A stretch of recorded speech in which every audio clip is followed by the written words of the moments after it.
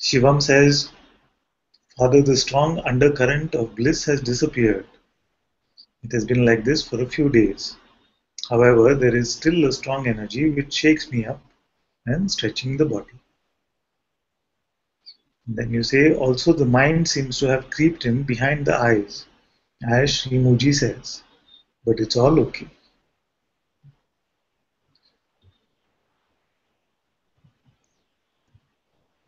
Yes, and it is good that bliss has disappeared. Because if you confuse freedom to be a blissed out state, then know that all states are coming and going no matter how beautiful and auspicious. So, in the search for freedom, if you're actually searching for some state, then you will definitely be disappointed at some point or the other. There is no state that comes and stays.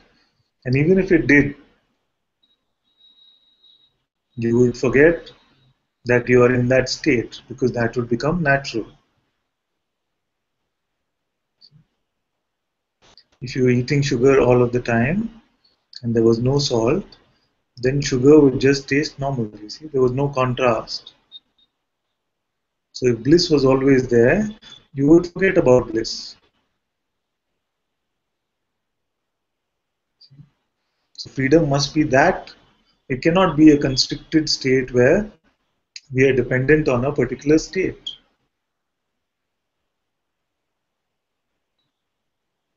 Shiva is not saying, give me only joy, give me only bliss. Shiva is untouched, unaffected by everything which is coming and going.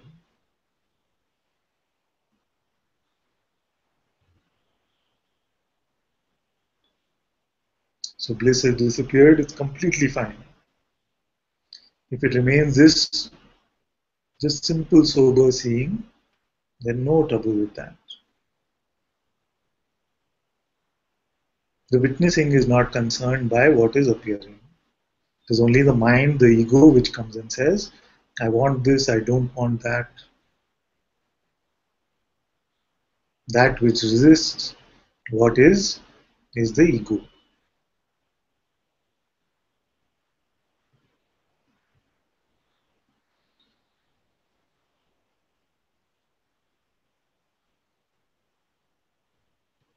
So all energies, all bliss, all of these forces, they can come and go as they please.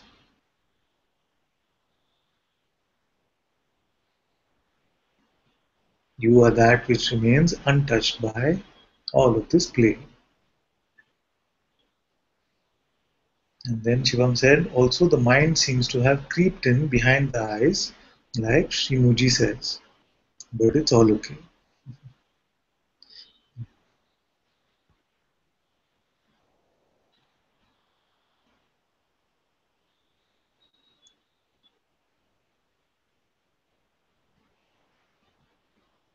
Right now,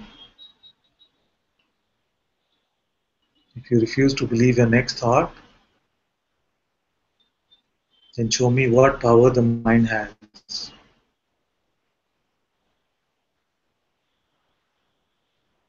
And it is only the thought which will come and say, but this is difficult or this is complicated, it happens on its own.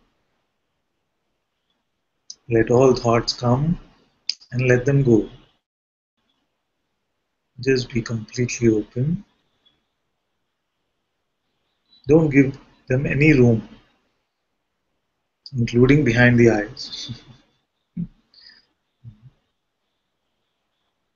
What does it mean when we say the mind seems to have creeped in behind the eyes? That means our vision seems to be sort of constricted, isn't it? The personal eyes are always looking at everything saying, what's in it for me? What's in it for me? What's in it for me? Always. Everything is about me, me, me, me, me.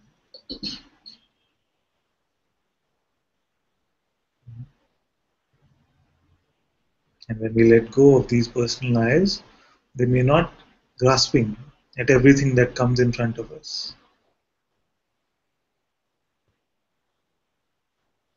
Then our vision becomes more global.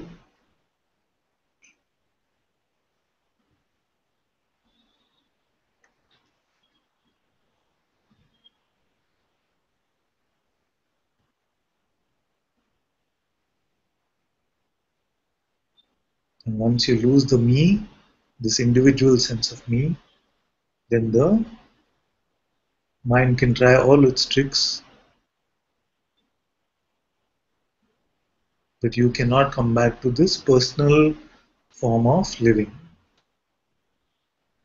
And this does not mean that you have to leave your life. It doesn't mean you have to leave your life. Life will still live itself exactly the way that it has been doing.